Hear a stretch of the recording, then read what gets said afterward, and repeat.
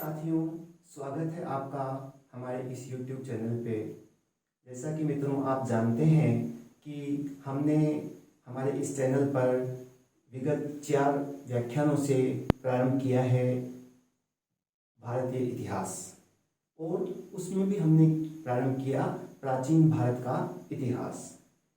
इस श्रृंखला में हम अब तक जो अध्ययन कर चुके हैं उसके दौरान हमने अध्ययन किया प्रागैतिहासिक काल का इतिहास और आद्य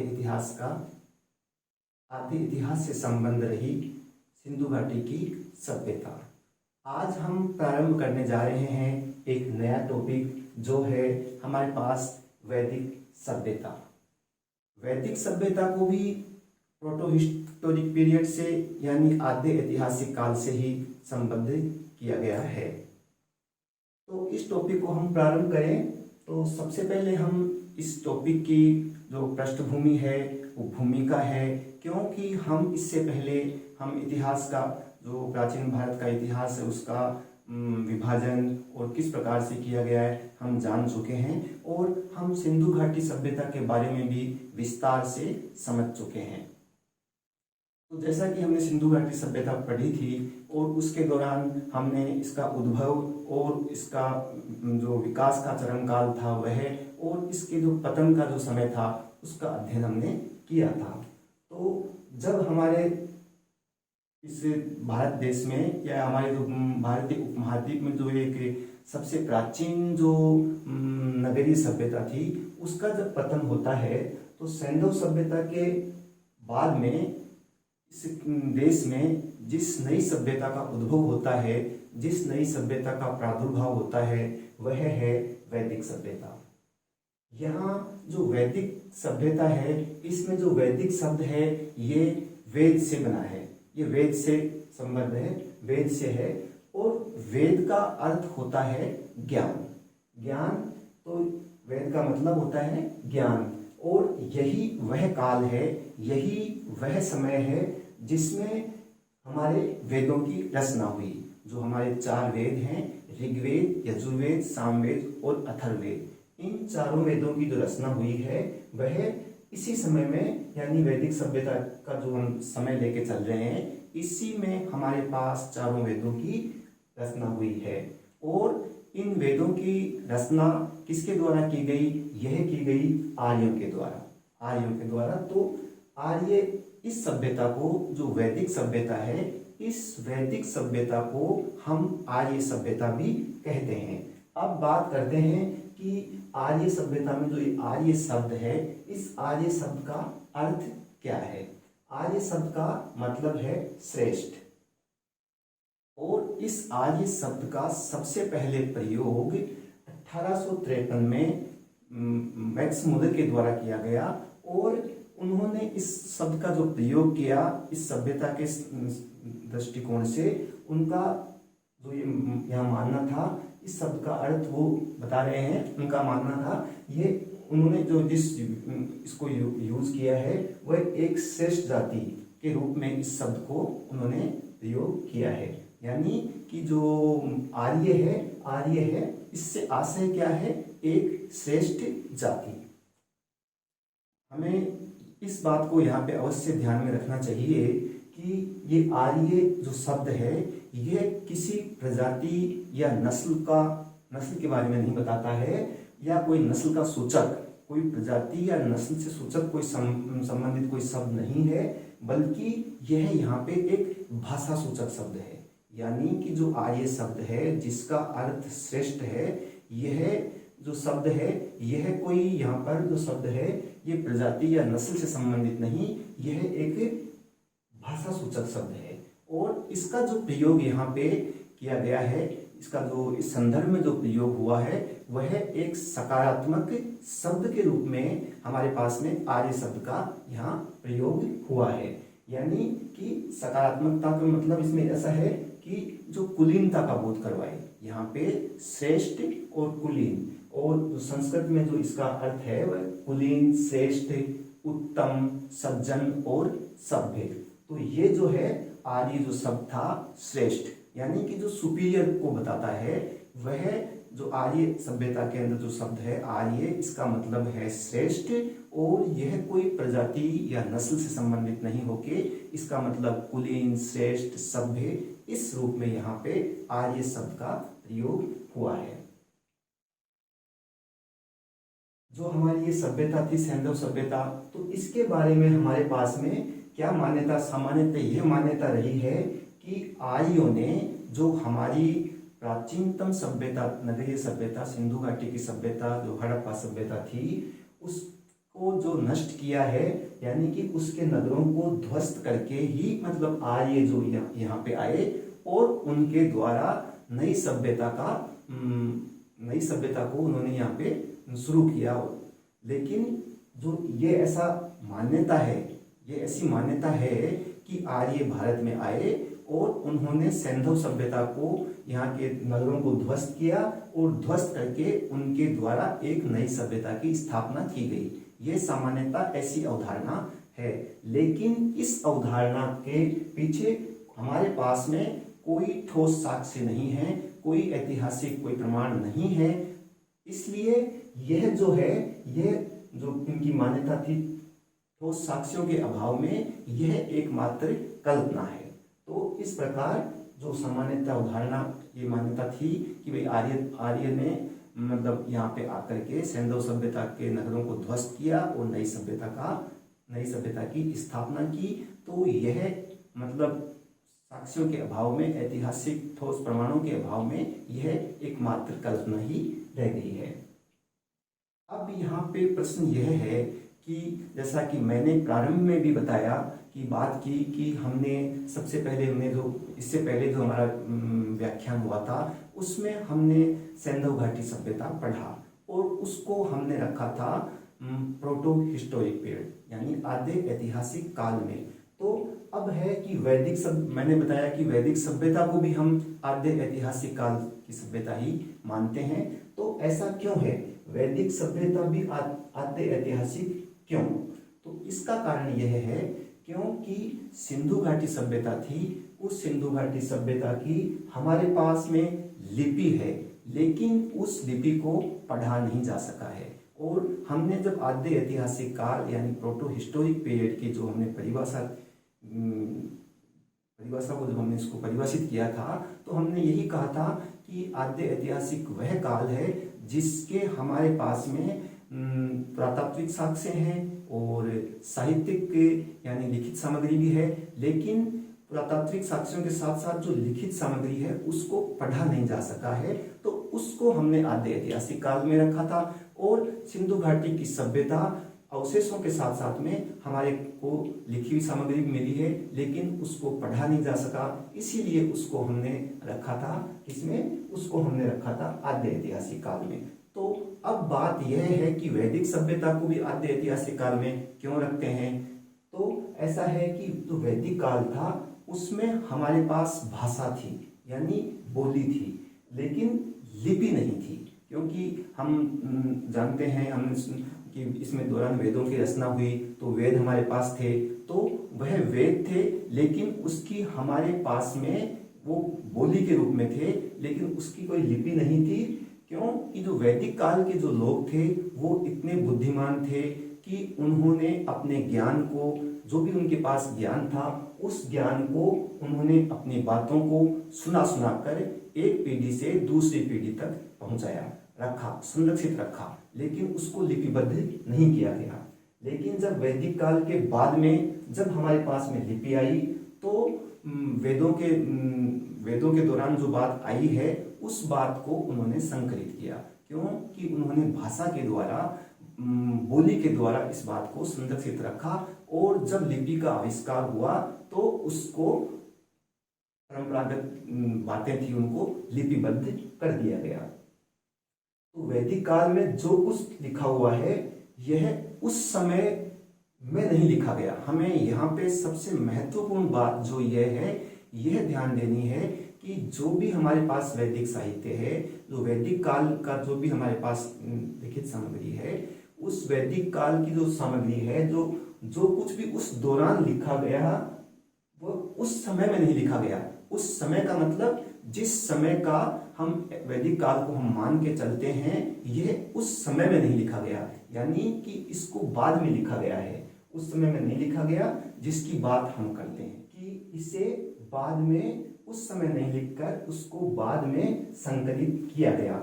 जिस वैदिक साहित्य की हम बात कर रहे हैं वह वैदिक साहित्य, यानी कि उस वैदिक साहित्य का ज्ञान जो हमारे पास उपलब्ध है, उसका ज्ञान अवश्य ही हमें वैदिक काल में मिला, लेकिन वेदों को लिपिबद्ध करने की बात जो है वह प्रारंभ होती है लिपि का ज्ञान होने के बाद में, और यह प्रारंभ होता है गुप्त काल में।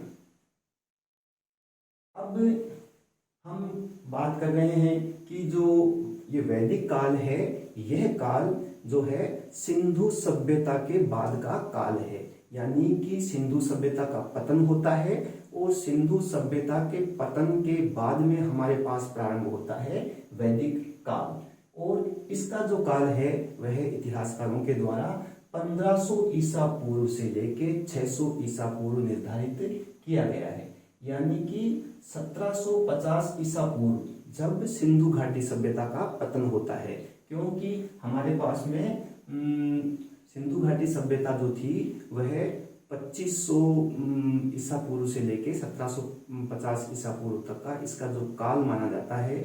इस दौरान सिंधु घाटी सभ्यता अपने विकास के काल में रही, इस दौरान फली फूली।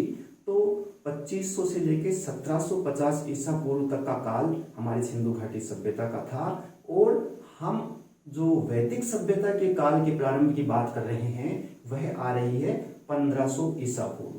तो अब यहाँ पे बात यह है कि जो अवधि हमारे पास में सिंधु घाटी सभ्यता का पतन, यानी कि 1750 ईसा पूर्व, और वैदिक सभ्यता का प्रारंभ यानी 1500 ईसा पूर्व, इस दौरान जो ये 250 वर्षों की अवधि रही, इस दौरान हमारे इस देश में क्या रहा।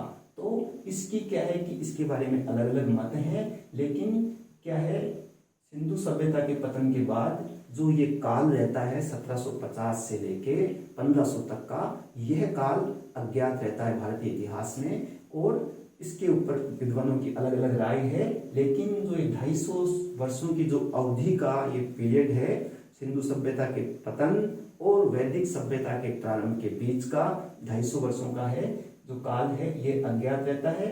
इस दौरान इस हमारे जहाँ पे हम अध्ययन कर रहे हैं भारतीय इतिहास का, उसमें कुछ भी अस्तित्व में नहीं रहता, और 250 वर्षों के बाद में आर्यों का आगमन होता है और उनके द्वारा एक दूसरी प्राचीनतम सभ्यता जो है वह स्थापित, मतलब उसका प्रारंभ किया जाता है। और यह सभ्यता क्या सभ्यता कैसी थी, ये ग्रामीण सभ्यता थी। यह हमारे देश की दूसरी प्राचीनतम सभ्यता है, और जो पहली सभ्यता थी सिंधु घाटी सभ्यता, वह सभ्यता उसकी विशेषता क्या थी कि जो सिंधु घाटी की सभ्यता थी वह एक नगरीय सभ्यता थी, लेकिन जो दूसरी हमारे इस क्षेत्र में जो सभ्यता का जो विकास हुआ 1500 ईसा पूर्व के बाद में आर्यों के द्वारा की गई जो आर्य सभ्यता थी, यह एक नगरीय सभ्यता न होकर एक ग्रामीण सभ्यता थी। इस प्रकार से हम जो बात कर रहे हैं वैदिक सभ्यता की, वह एक ग्रामीण सभ्यता थी, और 1500 ईसा पूर्व में ही हमारा जो है, और 1500 ईसा पूर्व से लेकर 600 ईसा पूर्व का यही हमारे पास में वैदिक काल होता है, और यही इसे ही हम वैदिक सभ्यता कहते हैं। वैदिक काल को अध्ययन की सुविधा की दृष्टि से इसको दो भागों में विभाजित किया जाता है, दो भागों में बांटकर हम इसका अध्ययन करते हैं। एक है वैदिक काल और दूसरा है उत्तर वैदिक काल। जो वैदिक काल है इसका काल जो निर्धारित किया गया है वह किया गया है 1500 ईसा पूर्व से लेके 1000 ईसा पूर्व तक का वैदिक काल। इस वैदिक काल को हम ऋग्वैदिक काल भी कहते हैं, क्योंकि जो वैदिक काल का जो ये पीरियड है 1500 ईसा पूर्व से लेके 1000 ईसा पूर्व तक का, इस दौरान मतलब का जो भी हमें ज्ञान मिलता है वह ऋग्वेद पे आधारित है, यानी कि जो वेद है ऋग्वेद उसके ऊपर आधारित है। इसलिए जो हमारी वैदिक काल है, इस वैदिक काल का जो पहला काल है 1500 ईसा पूर्व से लेके 1000 ईसा पूर्व वाला, इसे हम इस वैदिक काल को हम ऋग्वैदिक काल भी कहते हैं या वैदिक काल भी कहते हैं, जिसका काल है 1500 ईसा पूर्व से लेके 1000 ईसा पूर्व का। यानी कि यह जो काल है ये 500 वर्षों का हमारे पास में है वैदिक काल। और क्योंकि इस समय लोहे की जानकारी नहीं थी और इससे संबंधित सारी की सारी जानकारी ऋग्वेद से मिलती है, और ऋग्वेद से मिलने के कारण इस वैदिक काल को हम प्रारंभ का है इसको हम वैदिक काल को ऋग्वैदिक काल भी कहते हैं। इसके बाद में हमारे पास में आता है उत्तर वैदिक काल। उत्तर वैदिक काल यानी 1000 ईसा पूर्व से लेके 600 ईसा पूर्व का। और इसमें क्या है कि जो उत्तर वैदिक काल है, जो ये हमारे पास 400 वर्षों का इतिहास है, इसे हम उत्तर वैदिक काल कहते हैं। और इसकी जो जानकारी है हमारे पास 3 वेद और अन्य वैदिक साहित्य हैं, जो वेदों में यजुर्वेद, सामवेद, अथर्ववेद हैं वो, और उसके अतिरिक्त अन्य वैदिक साहित्य से मिलती है। और इसकी जो क्या है कि शुरुआत जो होती है इस काल में ही, जो मतलब 1000 से लेके जो ये 600 ईसा पूर्व का जो काल है, इसी में हमारे पास लोहे की खोज होती है और इसके प्रमाण हमारे को मिलने लग जाते हैं। तो इसलिए इसको हमने उत्तर वैदिक काल में हमारे इतिहासकारों के द्वारा रखा गया। तो मोटी बात यह हुई कि जो हम वैदिक काल की जो हम बात कर रहे हैं 1500 ईसा पूर्व से लेके 600 ईसा पूर्व यानी 900 वर्षों के जिस इतिहास की हम बात कर रहे हैं, उसे 2 भागों में अध्ययन की सुविधा की दृष्टि से विभाजित किया जाता है। और ये 900 वर्षों का इतिहास है, यानी कि जो 1500 ईसा पूर्व यानी कि आज से हम बात करें तो लगभग 3600 ईसा पूर्व की पहले की बात हम कर रहे हैं हमारी वैदिक सभ्यता की। तो इसमें जो पहला काल है वैदिक काल, ऋग्वैदिक काल, जो 1500 से लेके 1000 ईसा पूर्व का। दूसरा हमारे पास में रहता है उत्तर वैदिक काल, और ये रहता है हमारे पास में 1000 ईसा पूर्व से लेके 600 ईसा पूर्व का, 400 वर्षों का। उसके बाद में क्या होता है कि उत्तर वैदिक काल के बाद में हम थोड़ा सा इसको और समझ लेते हैं कि आगे क्या रहता है। उत्तर वैदिक काल के बाद में हमारे पास में आता है महाजनपद काल।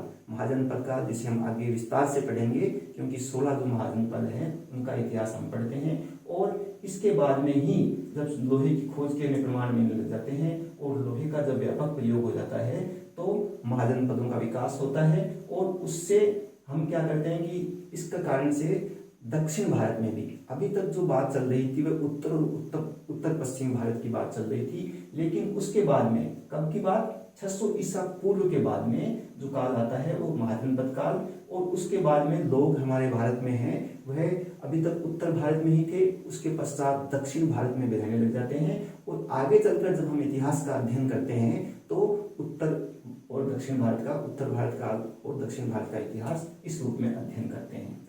अब इतना हम जब जान गए तो हमारे पास यह प्रश्न उठना स्वाभाविक है कि वैदिक काल की अवधि 1500 ईसा पूर्व से लेकर 600 ईसा पूर्व ही क्यों, ये कैसे, इसकी क्या मान्यता है।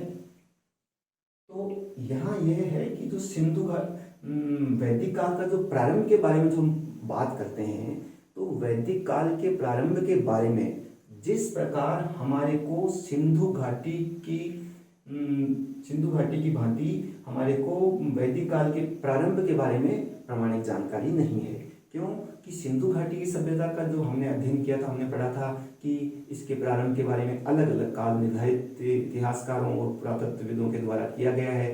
किसी के द्वारा क्या बताया गया, कार्बन डेटिंग विधि के द्वारा अलग आया। फिर एक काल ये किसी ने कितना बताया, 2500 ईसा पूर्व से माना, किसी ने 3500 से माना। तो जिस प्रकार सिंधु घाटी सभ्यता के प्रारंभ का हमें कोई प्रामाणिक जानकारी नहीं है, उसी प्रकार से हमारे पास में वैदिक काल के बारे में भी प्रामाणिक जानकारी नहीं है।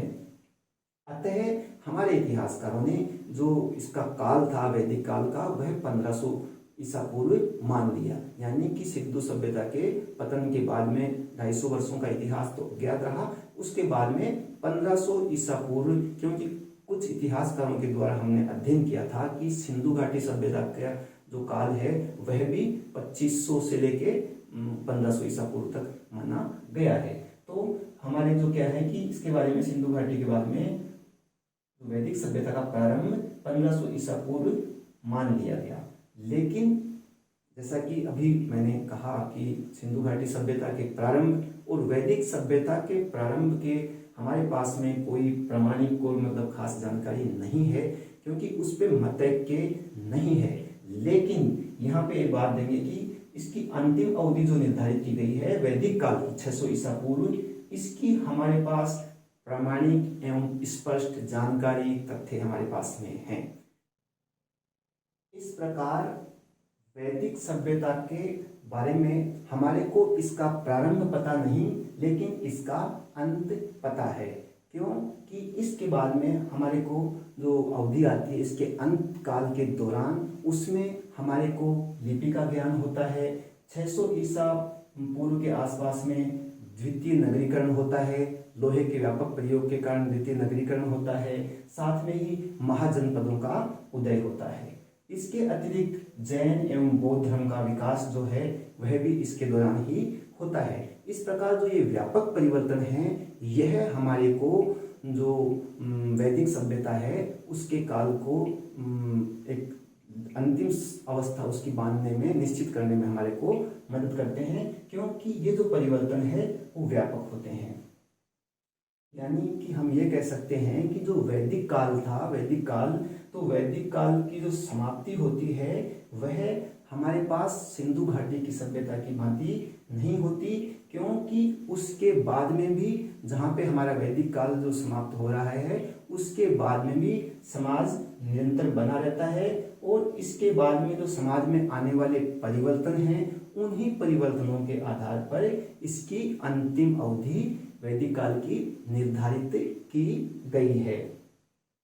अब यहाँ पे यह बात हम प्रश्न उठना स्वाभाविक है कि तो वैदिक काल को दो भागों में विभाजित क्यों करते हैं? वैदिक काल और उत्तर वैदिक काल, जो ये अवधि है इसको हम अलग अलग में क्यों करते हैं? तो इसका आधार मुख्यतः ये होता है कि इस दौरान में, यानी कि 1000 ईसा 1500 से 1000, तो 1000 का जो 500 वर्षों का जो ये इतिहास रहा और उसके बाद का 1000 से 600 का, तो यह जो इतिहास का जो समय रहता है हमारे पास में, समाज एवं लोगों की जीवन शैली में जो परिवर्तन आते हैं वो परिवर्तन आते हैं, लेकिन वो इतने व्यापक परिवर्तन नहीं, इतने मौलिक परिवर्तन नहीं कि जिससे हम एक अलग काल या सभ्यता हम निर्धारित कर सकें।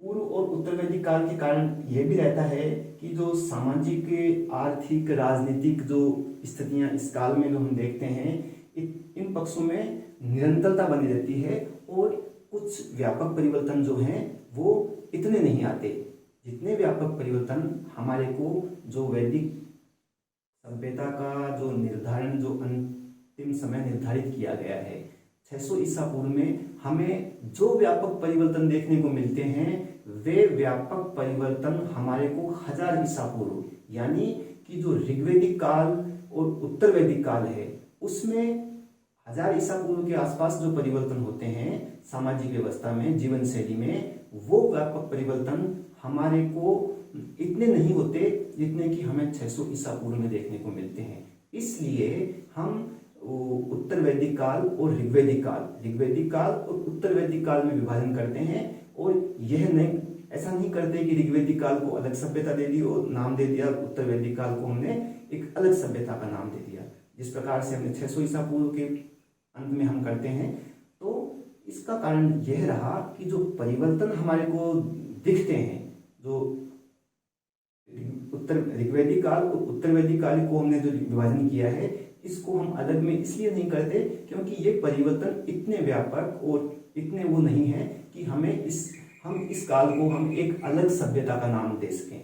जैसे वैदिक सभ्यता है तो ये नहीं कि ये वैदिक सभ्यता का ही रहता है, लेकिन जो 600 ईसा पूर्व में जो परिवर्तन होते हैं, हमें धर्म में परिवर्तन देखने को मिलता है, क्योंकि उस जैन और बौद्ध धर्म का जो विकास होता है वो अलग प्रकार का है, और उससे पहले का जो है वो अलग होता है।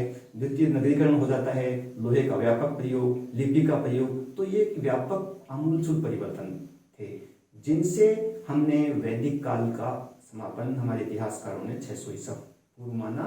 और इसका काल, इस प्रकार वैदिक सभ्यता का जो काल है वह 1500 से लेके 600 ईसा पूर्व है, और जो इससे पहले का जो काल 250 वर्षों का रहता है वह अज्ञात रहता है, और 1500 से 1000 का हमारे पास में जो रहता है वह ऋग्वेदिक काल या वैदिक काल, और 1000 से 600 ईसा पूर्व का जो समय रहता है वह उत्तर वैदिक काल रहता है। तो उसके बाद में जो समय रहता है वह हमारे पास में आगे महाजनपद काल का, द्वितीय नगरीकरण का। तो ये व्यापक परिवर्तन जो हमने बात की थी कि जो इसको हमने क्यों नहीं अलग सभ्यता का नाम दिया, या जो परिवर्तन आया वो कैसे आया, तो ये मूल परिवर्तन थे जो व्यापक परिवर्तन थे। क्योंकि 1600 ईसा पूर्व के बाद में जो सभ्यता है वह एकदम से परिवर्तित किस में हो जाती है, नगरीय में। लेकिन यह परिवर्तन हमारे को जो हम 1500 से 1000 से हम 600 उत्तर वैदिक काल में जब हम प्रवेश करते हैं तो हमें ऐसा परिवर्तन नहीं देखने को मिलता। क्यों कि ऋग्वैदिक काल की सभ्यता के जो आधार है वह भी ग्रामीण था, उत्तर वैदिक काल था उसका भी ग्रामीण था, वहां पे भी लिपि का ज्ञान नहीं था, यहाँ भी लिपि का ज्ञान नहीं है। तो इस प्रकार से, और न वहाँ लोहे का इतना व्यापक प्रयोग था, न बौद्ध और जैन धर्म जैसे परिवर्तन थे। वही हमारे को वैदिक काल के देवता हैं, उनमें कुछ व्यापक परिवर्तन और जो देखने को मिलेंगे उसका अध्ययन हम आगे उत्तर वैदिक काल में हम करेंगे। इस प्रकार जो हमारे वैदिक काल का जो समय है वह 1500 से लेके 600 ईसा पूर्व तक का माना गया है। अब हम यह जानते हैं कि आर्य कहाँ के मूल निवासी थे। आर्यों के निवास स्थान के बारे में लेकर दो मत विद्वानों में हैं। कुछ का यह मानना है कि आर्य जो थे वो भारत के ही मूल निवासी थे, कुछ का यह मानना है कि वो विदेश से आए थे, कि भारत के वो नहीं थे। तो जो भारतीय मानते हैं, भारत जो आर्यों का निवास स्थान मानते हैं, उनका कहना है कि जब सिंधु सभ्यता का जो अंत हुआ तो उसके अंत में जो परिवर्तन हुए, ये परिवर्तन यानी कि जो सभ्यता शहरी थी और उसके बाद में ग्रामीण हुई, इसको स्थापित करने वाले आर्य ही थे। जो भारत का पक्ष रख रहे हैं उनका यह मानना है। जबकि जो दूसरा पक्ष है वो क्या कहते हैं कि आर्य थे वो विदेशी थे, यानी कि वो भारत के मूल निवासी नहीं थे, अपितु वो बाहर से आए थे। बाहर से आकर के इन्होंने यहाँ पे इस सभ्यता की स्थापना की। और हम ये जानते हैं कि इन दोनों मतों में ऐतिहासिक प्रमाणों के आधार पर और आर्यों के मूल स्थान के संदर्भ में जब बात की जाती है तो यह स्वीकारा जाता है कि आर्य विश्व के अन्य भागों से यहाँ आए थे, यानी कि वो भारत के मूल निवासी नहीं थे। इसी मत को सबसे ज़्यादा प्रमाणित माना गया है ऐतिहासिक तथ्यों के आधार पर, और कि भारत के जो निवासी वो आर्य थे वो नहीं थे, अपितु वो बाहर से आए थे। अब हम यह देख लेते हैं कि परीक्षा में कई बार ये पूछा भी जाता है कि भारत के समर्थक जो ऐसा कहना है, जिन विद्वानों का, जिन इतिहासकारों का ये कहना है कि आर्य भारत के निवासी थे, उनमें मुख्य रूप से कौन हैं, और जो यह कह रहे हैं कि आर्य भारत के नहीं अपितु विश्व के अन्य देशों से आए थे। तो सबसे पहले हम ये देखते हैं कि भारत का समर्थन कौन कौन से विद्वान करते हैं और कौन कौन ये कह रहे हैं कि आर्य थे वो भारत के ही निवासी थे। तो कश्मीर का जो क्षेत्र जो बताया है उसमें एल.डी. कल्लर विद्वान हैं, उनका कहना यह है कि आर्य जो थे वो कश्मीर वाले क्षेत्र से थे, यहीं पे उन्होंने आर्य सभ्यता की स्थापना की, यानी कि वो भारत के ही थे और कश्मीर क्षेत्र में इन्होंने रहने वाले थे और यहीं से इन्होंने इसकी स्थापना की। दूसरा है सप्त सैंधव प्रदेश। सप्त सैंधव प्रदेश यानी कि 7 नदियों की भूमि का क्षेत्र। यह जो मान्यता है इसको मानने वाले हैं कि वो हैं अविनाश चंद्र और संपूर्णानंद। इनका यह कहना है कि जो सप्त सैंधव प्रदेश 7 नदियों का, इसको हम जो भौगोलिक विस्तार हम पढ़ेंगे उसमें 7 नदियों जो सिंधु, सरस्वती और उसके साथ 5 नदियां हैं, उनका जो क्षेत्र है उसको मतलब आर्यों का मूल निवास स्थान बताने वाले हैं। वो हैं अविनाश चंद्र और संपूर्णानंद। और ब्रह्म ऋषि प्रदेश, ये कहना है गंगानाथ झा का। ब्रह्म ऋषि प्रदेश यानी गंगा और यमुना दोआब का जो क्षेत्र है उसको ब्रह्म ऋषि प्रदेश कहा गया। ये कहने वाले हैं गंगानाथ झा। उनका यही मानना है कि आर्य ब्रह्म ऋषि प्रदेश से ही यहीं से वो थे और यहीं से उन्होंने आर्य सभ्यता की स्थापना की। और जो मध्य देश जो आर्यों का निवास स्थान बताने वाले हैं विद्वान, उनमें है राजबली पांडे। इनका कहना है कि जो मध्य देश यानी जो हिमालय और विंध्याचल पर्वत का जो बीच का क्षेत्र है उसके बीच के क्षेत्र के आर्य रहने वाले थे, इसको मध्य देश कहा।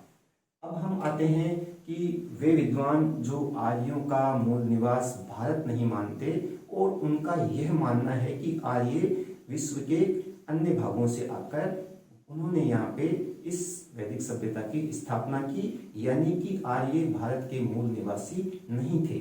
उनमें है विद्वान जो हैं कौन कौन से हैं, तो उन विद्वानों में किसी ने कहा कि जो पामीर का पठार है वहाँ से आर्य आए, उन्होंने प्रवेश किया और भारत में आकर के उन्होंने आर्य जो संस्कृति थी, वैदिक सभ्यता थी, उसकी स्थापना की। यानी कि आर्य जो आए थे वो पामीर के पठार से आए थे। उसमें जो विद्वान हैं ओल्डेनबर्ग, कीथ महोदय और एडवर्ड मेयर, उनका यह मानना है।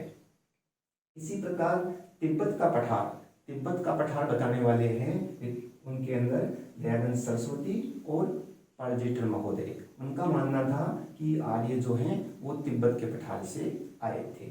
इसी प्रकार जो अफगानिस्तान में देवी का प्रदेश जो है वो मुल्तान नदी के पास का क्षेत्र है, उसको DS त्रिवेदी ने कहा है कि आर्य यहाँ से भारत में उन्होंने प्रवेश किया था और वो यहाँ के रहने वाले थे, यानी उनका ये मानना है।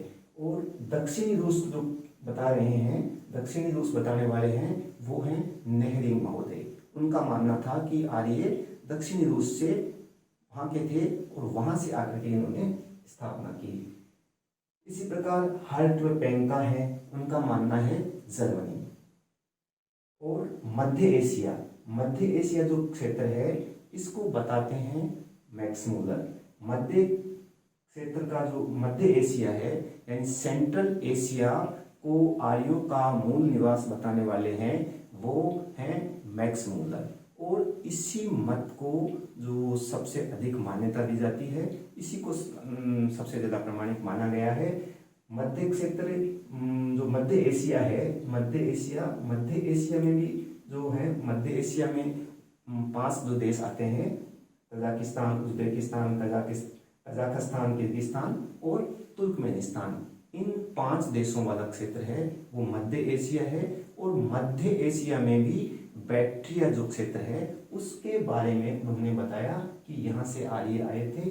बैक्ट्रिया क्षेत्र वो क्षेत्र है हिंदू कुश पर्वत श्रृंखला और आमू दरिया के बीच, आमू दरिया नदी है तो हिंदू कुश पर्वत और आमू दरिया नदी के बीच का जो क्षेत्र है उसे बैक्ट्रिया क्षेत्र कहते हैं। और वहाँ से आर्य हैं वो भारत में आए थे। यानी कि जो मध्य एशिया जो बता रहे हैं उनमें सबसे ज़्यादा जो मत है वो मैक्स मूलर का है। उनका यह कहना है कि आर्य मध्य एशिया के क्षेत्र से आए थे। मध्य एशिया का जो हमारा क्षेत्र है, जो मैंने भी 5 देश आपको बताए, तजाकिस्तान, उज्बेकिस्तान, कजाकिस्तान, किर्गिस्तान और तुर्कमेनिस्तान, जो ये 5 देश हैं ये मध्य एशिया का क्षेत्र है। और यहाँ में भी हिंदू कुश पर्वत श्रृंखला और आमू दरिया नदी के बीच का जो क्षेत्र है उसे बैक्ट्रिया कहते हैं। बैक्ट्रिया से ही मतलब आर्य भारत में आए थे। अब जो इसको हिंदू कुश पर्वत वाला जो मध्य एशिया वाला है, यहाँ से उनका जो सर्वाधिक मत जो मान्यता है वो इनकी जो मैक्स मूलर की है। तो उनके अनुसार जो आर्यों का विस्तार होता है वह उत्तर में कश्मीर और दक्षिण में उत्तरी राजस्थान और पूर्व में अफगानिस्तान और पश्चिम में जो पूर्व में जो हमारे पश्चिम गंगा तट और पश्चिम में अफगानिस्तान। उत्तर में जो उनका बताना था जो आर्य आके जो उन्होंने स्थापना की मध्य एशिया से, जब आर्य आए तो उनका जो विस्तार था प्रारंभ में ऋग्वैदिक काल में वो यह था कि उत्तर में कश्मीर और दक्षिण में उत्तरी राजस्थान और पूर्व में पश्चिमी गंगा तट और पश्चिम में अफगानिस्तान तक। मतलब आर्य कहाँ से आए? मध्य एशिया से आए और उन्होंने इस क्षेत्र पर अपना अधिकार कर लिया। बाल गंगाधर तिलक हैं, उनका यह मानना है कि जो आर्य थे वो उत्तरी ध्रुव से आए थे। उनका जो बाल गंगाधर तिलक का मानना है। इस प्रकार जो आर्यों के जो निवास के बारे में जो हमारे पास जो दो मत हैं, उनमें ये मत जो सर्वाधिक मान्यता वाला मत है वह यह है कि आर्य जो थे मध्य एशिया, सेंट्रल एशिया से आए थे। और इस मत को जो कहने वाले विद्वान हैं वो मैक्स मूलर हैं। उन्होंने बताया कि आर्य कहाँ से आए थे? मध्य एशिया से आकर उन्होंने यहाँ पे स्थापना की थी आर्य सभ्यता की। अब हम यह देखते हैं कि इनका भौगोलिक विस्तार क्या था। ये मूल निवास के बारे में जानने के बाद अब हम बात करते हैं, अब हम जानते हैं कि जो आर्यों का जो था ये भौगोलिक विस्तार है वह किस प्रकार से हुआ। यानी कि आर्यों ने मध्य एशिया से प्रवेश करने के बाद में भारत में किस प्रकार उन्होंने अपना विस्तार, भौगोलिक विस्तार किया, यह अब हम जानते हैं। तो जैसा कि हमने अभी यहाँ पे देखा था कि जो मध्य एशिया से प्रवेश करने के बाद में जो ये इनकी जो उत्तरी सीमा कश्मीर से लेकर उत्तरी राजस्थान, अफगानिस्तान और पश्चिम गंगा तट थी, वैसे ही यहाँ पे उत्तरी सीमा है जो इनकी तुर्कमेनिस्तान तक, पूर्वी सीमा है वो पश्चिमी हिमालय, दक्षिणी सीमा अरावली पर्वत और पश्चिमी सीमा जो इनकी है यह अफगानिस्तान रहती है। आर्यों के निवास स्थल के बारे में ऋग्वेद में जो बताया गया है वह है सप्त सिंधु क्षेत्र। सप्त सिंधु यानी 7 नदियों का जो भूमि का जो क्षेत्र होता है वह सप्त सिंधु क्षेत्र कहलाता है। और इस सप्त सिंधु क्षेत्र में 7 नदियां कौन कौन सी हैं? यह है सरस्वती, सतलज, व्यास, रावी, चिनाब और झेलम। ये इन 7 नदियों का जो क्षेत्र था यह सप्त सिंधु क्षेत्र कहलाता है। और इसमें आर्य जो हैं ऋग्वेदिक काल में आर्य इसी क्षेत्र में रहते हैं। और जो ये इन नदियों के नाम हैं ये वर्तमान नाम हैं और इनके जो वैदिक नाम हैं वो सरस्वती का सरस्वती, सतलज का सतुद्री, व्यास का विपाशा, रावी का परुष्णी, चिनाब का अस्किनी और झेलम का वितस्ता। यह सप्त सिंधु क्षेत्र था। इस सप्त सिंधु क्षेत्र में आर्यों ने अपना यहाँ प्रारंभ में वो आर्यों का जो विस्तार था ऋग्वेदिक काल में वह यहाँ तक होता है। लेकिन जो आर्य हैं वो इस सप्त सिंधु क्षेत्र में यहाँ ही तक सीमित नहीं होते, वो यहाँ ही नहीं रुकते और वे आगे बढ़ते हैं। वे भारतीय उपमहाद्वीप के आंतरिक भागों तक पहुंचते हैं। वो किस प्रकार पहुंचते हैं, उनका क्रम क्या रहता है, यह यहाँ पे हम देखते हैं। जो आर्य हैं सप्त सिंधु क्षेत्र के बाद में वो बढ़ते हैं ब्रह्मवृत क्षेत्र की ओर। जो ब्रह्मवृत क्षेत्र है यह सतलज से यमुना तक का जो क्षेत्र है उस क्षेत्र को ब्रह्मवृत क्षेत्र कहा गया है। लेकिन जो मनुस्मृति है उसमें ब्रह्मवृत क्षेत्र है सरस्वती और घग्गर, यानी कि दृशद्वती नदी है इन दोनों के बीच का, सरस्वती और घग्गर के बीच का जो क्षेत्र है मनुस्मृति में इस क्षेत्र को कहा गया है ब्रह्मवृत क्षेत्र। यानी कि जो पंजाब वाला जो क्षेत्र है यह ब्रह्मवृत क्षेत्र था। तो इसमें जो आर्य है सप्त सिंधु के बाद में यहाँ आगे, उसके बाद में इस क्षेत्र में वो आगे बढ़ते हैं। इसके बाद में जो आर्य आगे बढ़ते हैं उस क्षेत्र को कहते हैं ब्रह्मऋषि देश। यह जो क्षेत्र होता है यह गंगा यमुना के दोआब वाला क्षेत्र और उसके आसपास का जो सीमावर्ती क्षेत्र होता है यह ब्रह्मऋषि देश होता है। ये जो है गंगा यमुना के दोआब वाला है, जो फर्टाइल जो दो नदियों के बीच का क्षेत्र होता है वह दोआब कहलाता है। तो यह ब्रह्मऋषि देश रहता है। इस प्रकार जो आर्यों का जो विस्तार हुआ वह सप्त सिंधु क्षेत्र, उसके बाद में ब्रह्मवृत और फिर ब्रह्मऋषि देश। और जो कालांतर में यानी उसके बाद में जो समय है धीरे धीरे वो अपना जो संपूर्ण आर्य जो है अपना सारा जो क्षेत्र का विस्तार कर लेते हैं, संपूर्ण उत्तरी भारत को वो अपने क्षेत्र में ले लेते हैं, वहां तक वो बढ़ जाते हैं। तो इस जो सारा क्षेत्र है इसको आर्यावर्त कहते हैं। तो आर्यावर्त जो क्या है, संपूर्ण उत्तर भारत में जब आर्यों का विस्तार हो जाता है तो वह आर्यावर्त होता है। तो आर्यावर्त में हमारे पास में कौन सा क्षेत्र आ गया, सप्तसैंधव, ब्रह्मवर्त और ब्रह्मऋषि देश। इन तीनों को मिलाकर ही जो हम क्या कहते हैं, उसको हम आर्यावर्त कहा गया है।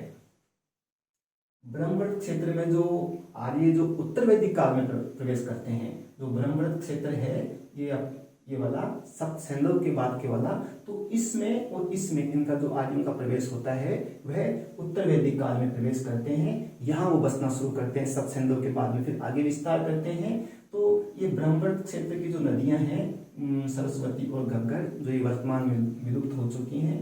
अब हम यह देखते हैं कि जो इनका क्रम है, कई बार परीक्षाओं में ऐसे प्रश्न पूछे जाते हैं कि जो आर्यों का जो विस्तार भारत में हुआ है वह किस क्रम में हुआ है, यानी कि सबसे पहले वे कहाँ आए, उसके बाद में उनका जो क्रम है ये निर्धारण के लिए हमें पूछ लिया जाता है। और यह भी पूछ लिया जाता है कि जैसे आर्यावर्त है, तो आर्यावर्त किन किन क्षेत्रों को मिलाकर जो है संपूर्ण आर्यावर्त हम किसे कहते हैं। तो इसके लिए हम इस क्रम को देखते हैं। तो इनका जो क्रम है, सबसे पहले आए सप्तसैंधव। तो सप्तसैंधव का जो क्षेत्र है ये पूर्व वैदिक यानी अर्ली वैदिक पीरियड में आर्यों का जो सप्तसैंधव क्षेत्र था, उसके बाद में वो आगे बढ़ते हैं ब्रह्मवर्त और उसके आगे बढ़ते हैं ब्रह्मऋषि देश। जो ब्रह्मवर्त और ब्रह्मऋषि देश हैं ये इनका उत्तर वैदिक काल में आर्यों का विस्तार है, लेटर वैदिक पीरियड में रहता है ये इनका विस्तार रहता है। सप्तसैंधव पूर्व वैदिक यानी ऋग्वैदिक काल, ब्रह्मवर्त और ब्रह्मऋषि देश यानी उत्तर वैदिक काल, यह जो आर्यों क्रम का विस्तार है। और इन सबको मिलाकर के हम कहते हैं आर्यावर्त। यानी कि जो आर्यों का जो विस्तार है वह आर्यावर्त क्षेत्र में होता है। आर्यावर्त क्षेत्र किन किन से मिलता है, सप्तसैंधव के बाद ब्रह्मवर्त और फिर ब्रह्मऋषि देश। तो अब हम ये देखते हैं कि क्या कारण है कि आर्य इसके आगे नहीं बढ़ पाए। इसके आगे नहीं बढ़ पाए इसका मतलब क्या कारण है कि आर्य आर्यावर्त क्षेत्र से आगे नहीं बढ़ पाए और वो अपना विस्तार, यानी कि जो आर्यावर्त क्षेत्र की जो सीमा है वह गंडक नदी यानी कि सदा नीरासी नदी है उसकी पूर्वी सीमा तक बताई गई है। तो क्या कारण है कि आर्य गंडक जो नदी है उसकी पूर्वी सीमा तक ही रुक गए और गंडक नदी से आगे नहीं बढ़ पाए। तो उनकी जो सीमा बन जाती है आर्यावर्त की वो गंडक नदी के पूर्व तक, और पूर्व से उधर जो पश्चिम का रहता है उसको जो अनार्य क्षेत्र कहा गया है। तो यह जो क्षेत्र था ये था आर्यावर्त और जो उधर वाला था वो अनार्यों का क्षेत्र है। तो इसकी भी जानकारी हमारे को क्या मिलती है, आर्यों का विस्तार गंडक नदी से आगे क्यों नहीं हुआ, इसकी जो कहानी है, इसका जो वर्णन है हमारे को मिलता है शतपथ ब्राह्मण में। शतपथ ब्राह्मण में विदेह माधव की जो कथा है उसमें हमें इसका वर्णन मिलता है। विदेह माधव एक आर्य राजा थे और आर्यों के नेतृत्व में ही उन्होंने आर्यावर्त में कृषि जो का क्षेत्र है उसका विस्तार किया।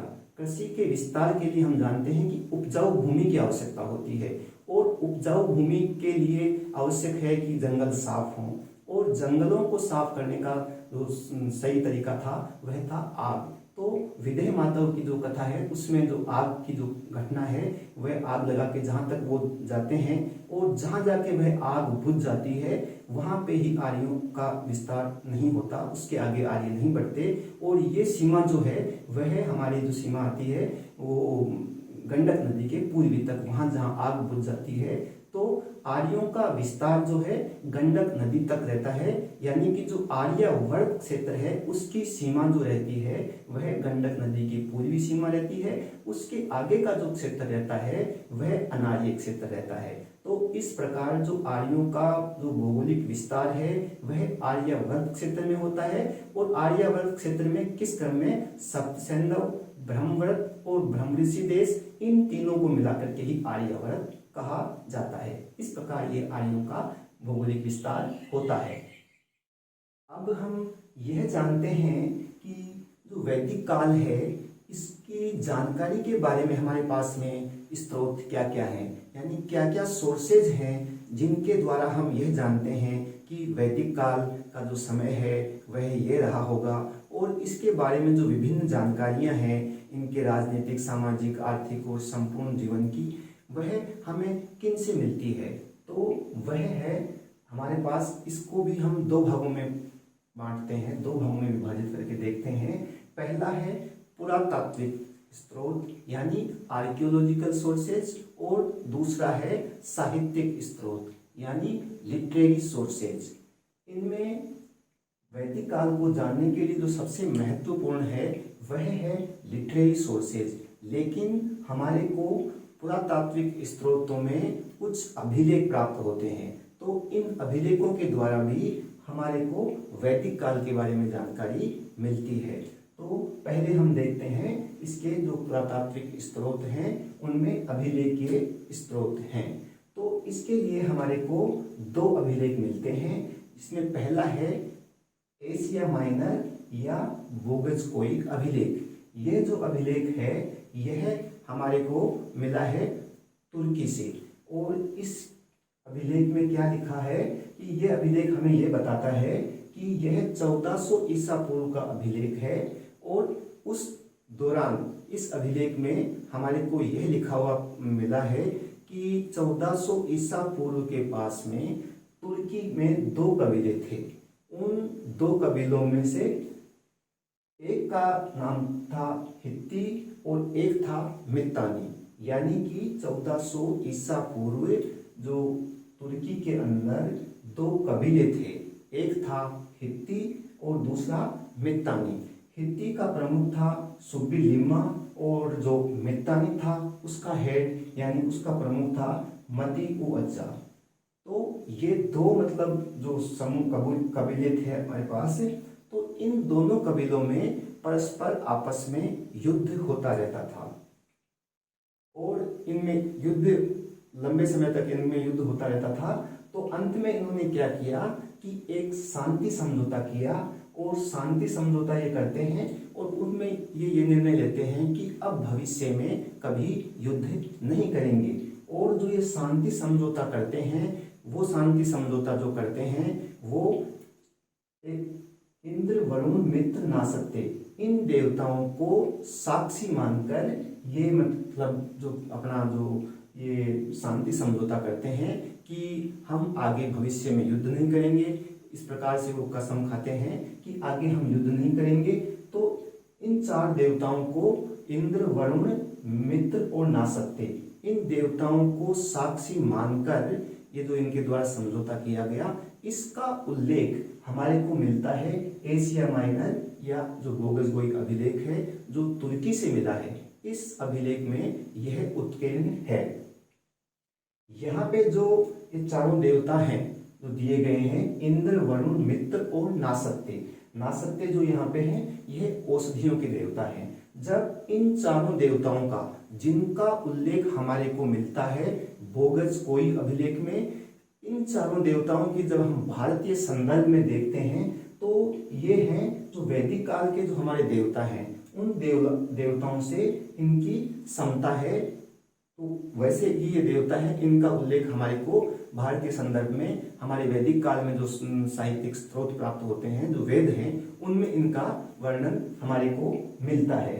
तो इससे यह स्पष्ट होता है कि जो आर्यों की जो ये दो कबीले थे, इन कबीलों में से कुछ कबीले भारत की ओर आए होंगे। और ये इससे यह स्पष्ट होता है क्योंकि जब ये वहां से जब ये इनमें जो युद्ध होता है और जब ये अंतिम निर्णय लिया जाता है, तो फिर बाद में इन कबीलों में से कुछ मतलब भारत की ओर आते हैं। इससे हमारे को यह स्पष्ट हो जाता है कि जो आर्य थे वे मध्य एशिया के निवासी थे, यानी कि हम ये तो कह सकते हैं कि आर्य भारत के मूल निवासी नहीं थे। जो यही कबीले थे दो, कालांतर में इनमें से ही भारत की ओर आए। तो ये क्या है कि इस प्रकार जो कबीले थे उनमें से जो लोग इधर भारत की ओर आए, उनके द्वारा ही भारत में आकर एक नवीन संस्कृति की जो मतलब उद्भव किया गया, स्थापना की गई, वही जो है वही हमारी वैदिक सभ्यता है। तो इस प्रकार से जो ये एशिया माइनर अभिलेख है, यह हमारे को यह बताता है कि आर्य थे वो कहाँ से आए थे, तुर्की से आए थे, यानी मध्य एशिया से। ये क्या बता रहे हैं हमारे को कि मध्य एशिया से आए थे। दूसरा हमारे को एक मिलता है कस्सी अभिलेख। कस्सी अभिलेख है, यह इराक से प्राप्त होता है। यह है 1600 ईसा पूर्व का अभिलेख। और क्या है, इसमें इराक एक शाखा जो है ईरान से आती है। अभिलेख इराक का है, लेकिन ईरान से इसमें यह उल्लेख मिलता है कि ईरान से कुछ आर्य भारत की ओर आते हैं। और जब ये भारत की ओर आते हैं और मध्य एशिया से का ये पार्ट ये हो गया, तो इससे भी यही स्पष्ट होता है कि आर्य भारत के मूल निवासी न होकर वे मध्य एशिया से अपना संबंध रखते हैं। तो इस प्रकार से जो हमारे को ये पुरातात्विक स्रोत के रूप में दो अभिलेख मिलते हैं, एक है एशिया माइनर या बोगज कोई अभिलेख और दूसरा है कस्सी अभिलेख। इन दोनों अभिलेखों से यह स्पष्ट होता है कि जो आर्य थे वे मध्य एशिया से भारत में आए थे। और इससे यह भी स्पष्ट होता है कि कम से कम भारतीय भारत के मूल निवासी नहीं थे।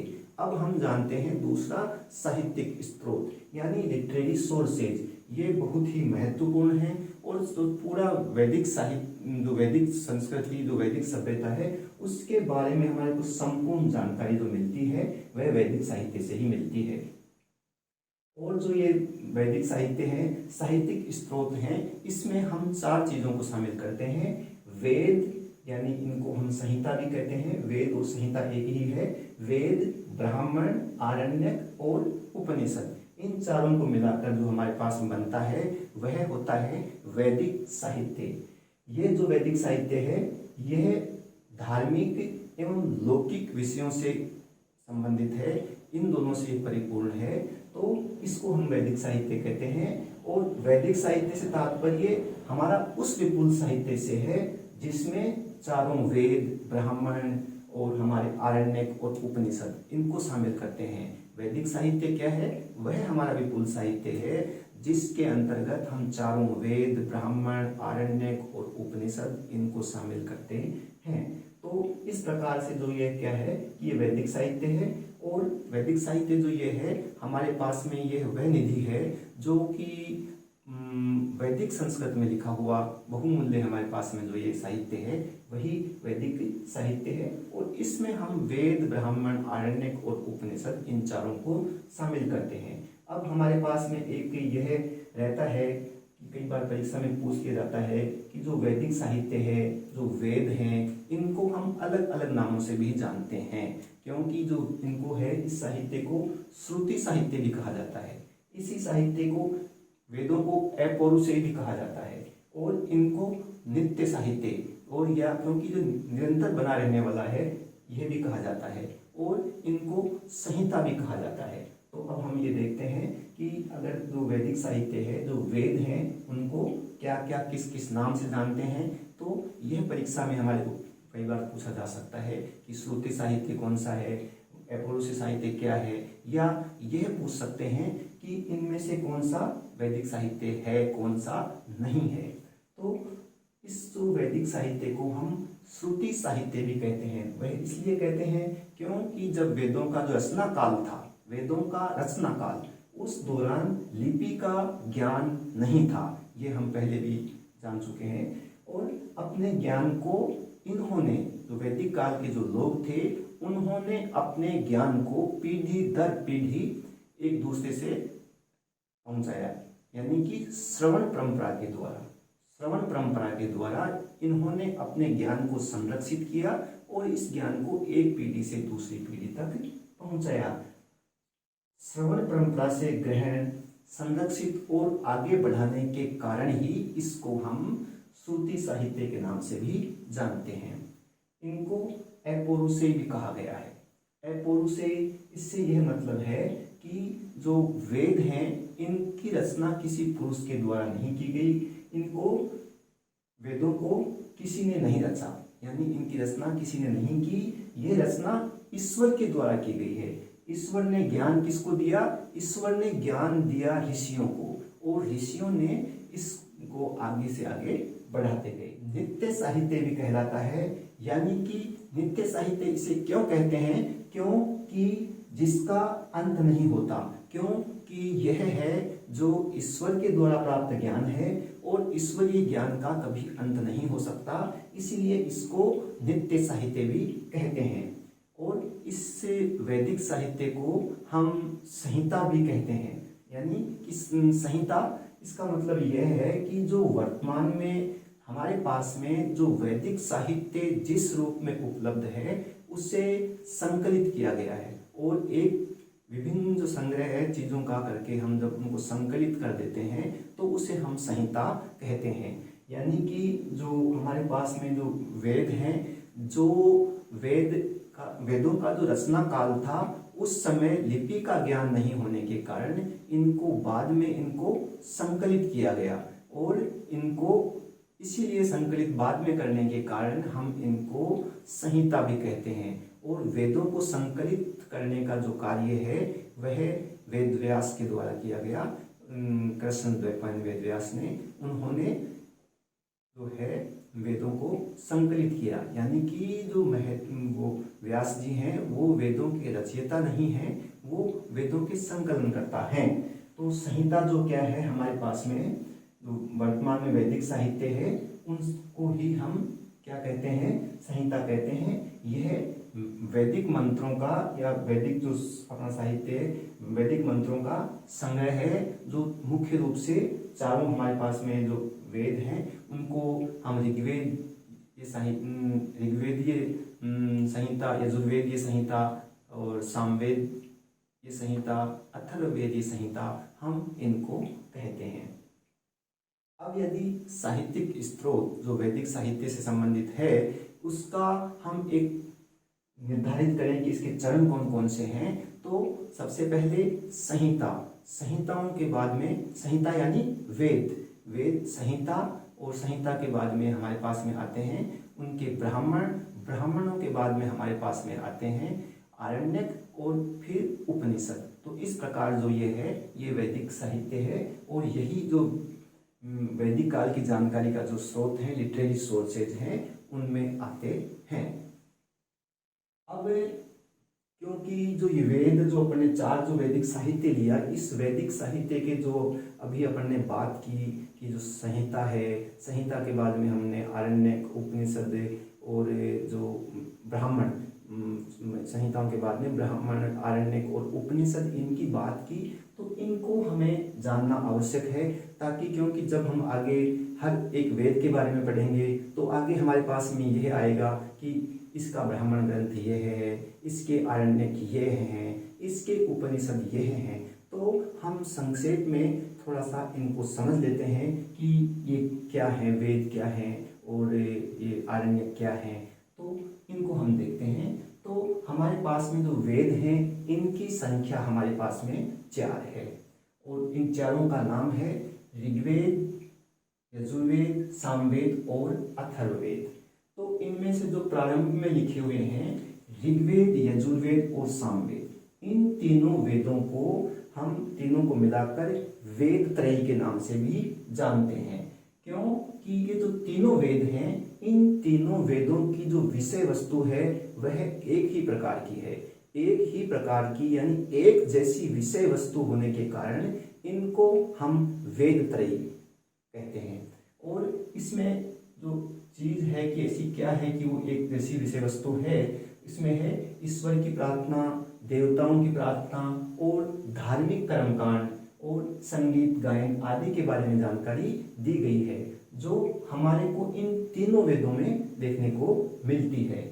यानी कि ये जो है पारलौकिक विषय वस्तु इनकी जो है इससे संबंधित है, जो पारलौकिक विषय वस्तु है इससे जुड़े हुए तीनों वेद हैं। इसलिए ऋग्वेद, यजुर्वेद, सामवेद, इन तीनों को मिलाकर वेद त्रयी कहा जाता है। तो ऐसा प्रश्न कई बार परीक्षा में पूछ लिया जाता है कि वेद त्रयी में कौन से 3 वेद शामिल हैं। कई बार ऐसा पूछ सकता है कि निम्न में से अथर्ववेद को भी दे देते हैं और कहते हैं कि कौन सा इसका पार्ट वेद त्रयी का नहीं है। अब चौथा वेद हमारे पास में अथर्ववेद आया। इस अथर्ववेद को हम लौकिक वेद के नाम से भी जानते हैं, क्योंकि इसका जो नाम है वह क्या है, लौकिक वेद भी। ऐसा क्यों?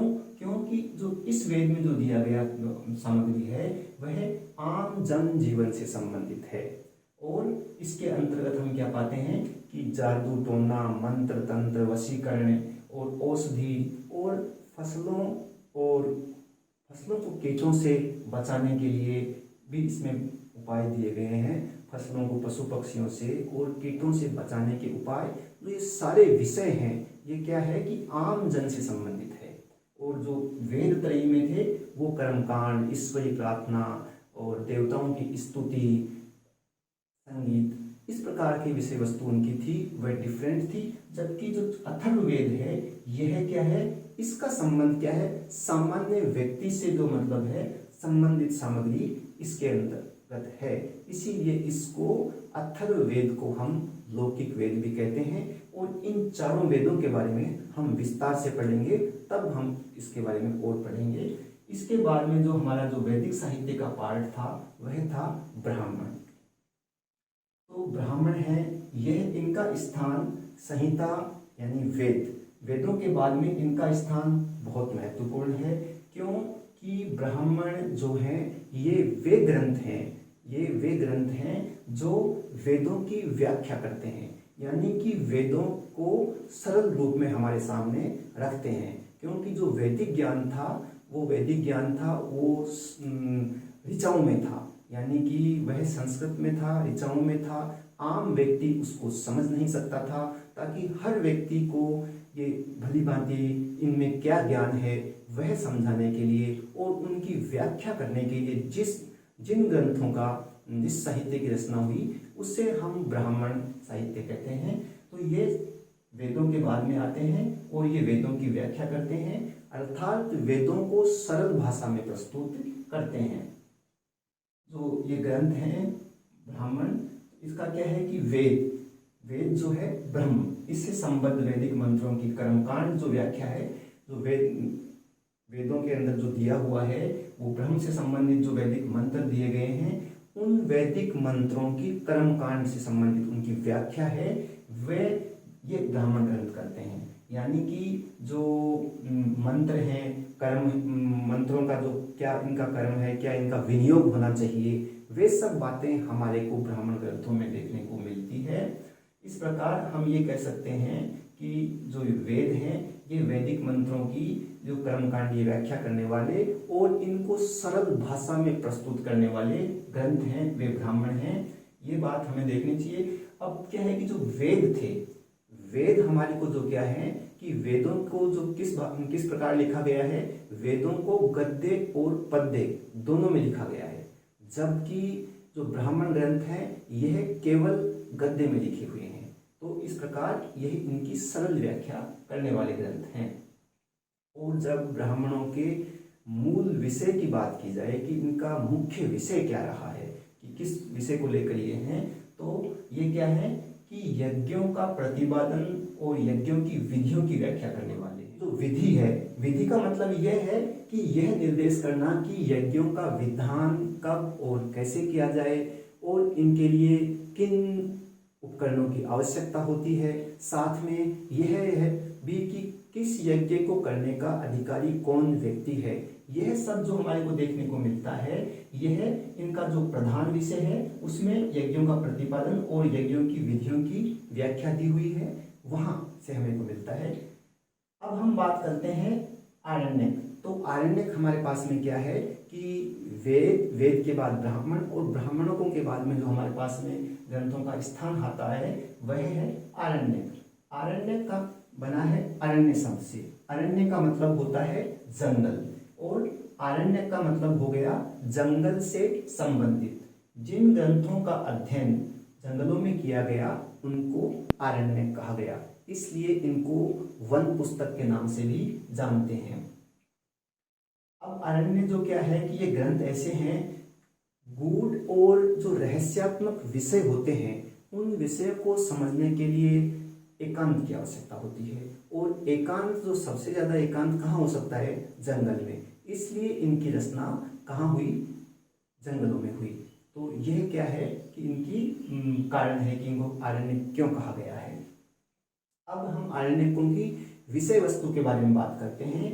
इनकी जो विषय वस्तु है वह आध्यात्मवादी, रहस्यवादी और दार्शनिक सिद्धांतों से संबंधित इनकी विषय वस्तु है।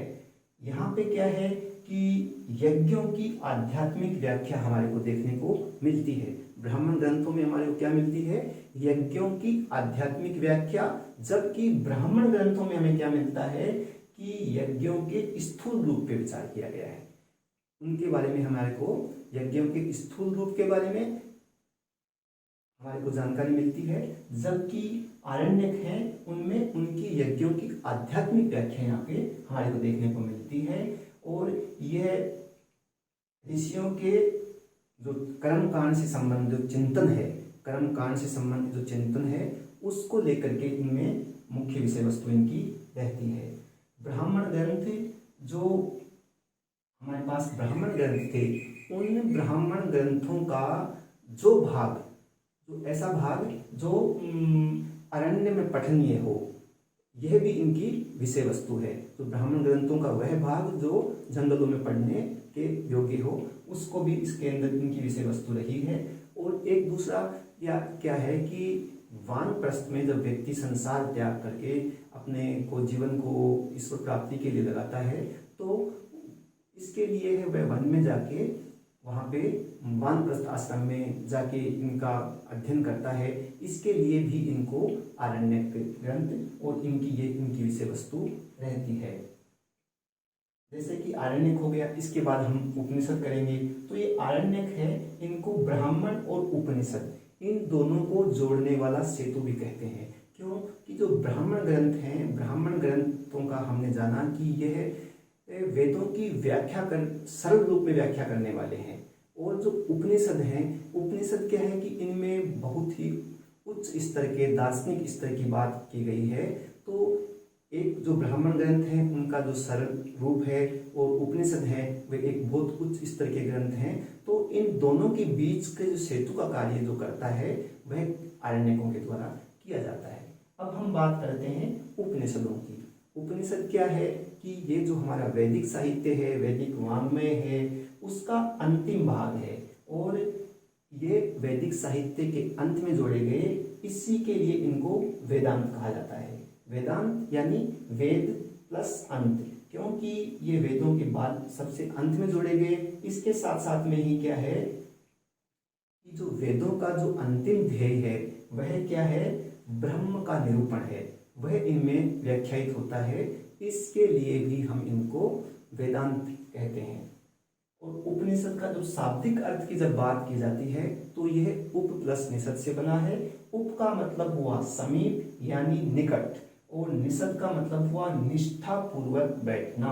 इस प्रकार जो शब्द है इन दो शब्दों से मिला, और जब इसकी व्याख्या हम करते हैं उपनिषद की, तो इसका मतलब हमारे पास में क्या निकल कर आता है कि शिष्य का गुरु के निकट निष्ठा पूर्वक यानी श्रद्धा पूर्वक बैठना। किसके लिए बैठना? ज्ञान प्राप्त करने के लिए, उपदेश प्राप्त करने के लिए। कौन सा उपदेश? परम तत्व का गूढ़ उपदेश सुनने के लिए जो गुरु के पास शिष्य बैठता है, तो यह क्या है? उपनिषद है, ताकि शिष्य की अविद्या का नाश हो और वह ब्रह्म को प्राप्त कर सके। यह मतलब क्या है? इनका उपनिषद का मतलब हुआ। अब हम बात करते हैं कि इनकी विषय वस्तु उपनिषदों की क्या है। उपनिषद, जैसा कि अभी अपन ने बात की थी कि उपनिषद में उच्च स्तरीय ज्ञान है, तो यहाँ पे हमारे को क्या मिलता है? आत्मा, जीव, जगत, ईश्वर, मोक्ष, ब्रह्म, इन आदि पर इनके अंतर्गत विचार किया गया है। चारों वेद हैं, इन चारों वेदों की उपनिषदों की संख्या 1180 मानी गई है। लेकिन जब हम बात करते हैं तो मुक्तिकोपनिषद के अनुसार जो इन उपनिषदों की संख्या है वह 108 मिलती है। तो इसके साथ में ही ये भी हम जाने कि जो उपनिषद है किसी न किसी वेद से संबंध है, क्योंकि बिना वेद के कोई उपनिषद नहीं होगा। किसी न किसी वेद से संबद्ध ही कोई उपनिषद होगा। अब जो हमने बात की कि मुक्तिकोपनिषद के अनुसार 108 उपनिषद हमारे पास में हैं, उन उपनिषदों में से 4 उपनिषद हमारे पास गद्य में है, 2 उपनिषद हमारे पास गद्य और पद्य में है, और जो शेष बचे 102 उपनिषद वो केवल और केवल पद्य में है। इस प्रकार ये उपनिषदों की 108 संख्या हुई। और इन का जो किस रूप में ये उपलब्ध हैं, ये बात हुई। अब इन उपनिषदों में से जो प्राचीनतम और प्रामाणिक मानते हुए 10 उपनिषदों के ऊपर आदि शंकराचार्य के द्वारा भाष्य लिखा गया। उन्होंने 10 को प्रामाणिक और प्राचीनतम माना और उनके ऊपर उनके द्वारा भाष्य लिखा गया। तो ये वे कौन कौन से उपनिषद हैं? इनमें हैं ईश, केन, कठ, प्रश्न, मुंडक, मांडुक्य, तित्तिर, ऐतरेय, छांदोग्य और बृहदारण्यक। इस प्रकार ये 10 उपनिषद हैं।